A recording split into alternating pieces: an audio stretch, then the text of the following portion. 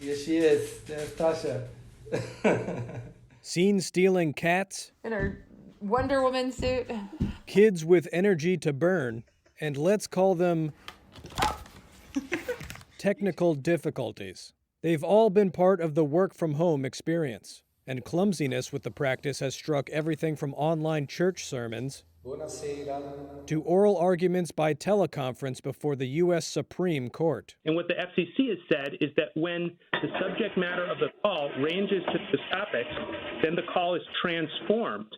Work-from-home mishaps have seemed to spare no industry or profession. I am now internationally famous for not knowing how to use technology. Lizette Ocampo is a political director at a nonprofit advocacy group in Washington, D.C., but Ocampo is better known on the internet as Potato Boss, after her employee snapped a photo of her as the root vegetable because of an unwieldy Snapchat filter. I was turning on Microsoft Teams to have a video meeting with our team at People for the American Way. So we turned on the cameras, and there I was as a potato. And at first we didn't know what it was, but then we noticed the soil and the grass. We're like, okay, this is a potato. I kept on trying to fix it. It wouldn't work, so I just kind of sat there as a potato for the meeting.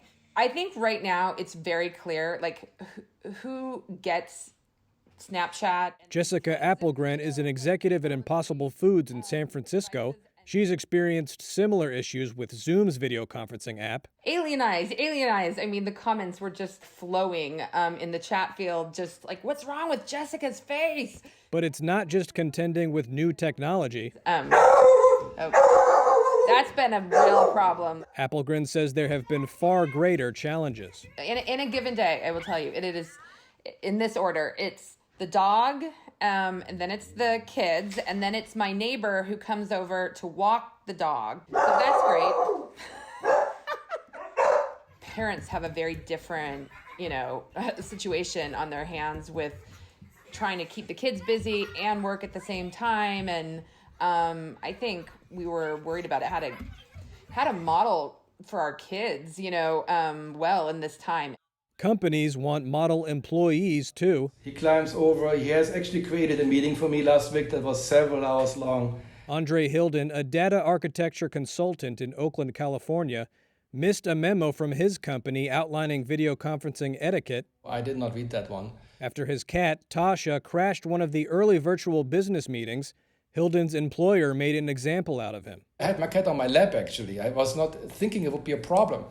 And it ended up coming across unprofessional, and team members of mine who saw me in the same meeting did not like that and pointed it out and made it the topic in the next internal gathering, at Nimble, to make sure that this doesn't happen anymore.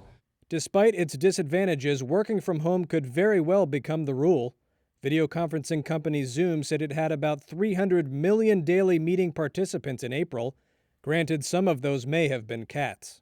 And even as businesses begin to reopen, many employees are still working from home and will for the foreseeable future. Remote work is going to be a growing trend. And Facebook CEO Mark Zuckerberg and Jack Dorsey of Twitter and Square announced that employees at their companies will be allowed to work from home indefinitely.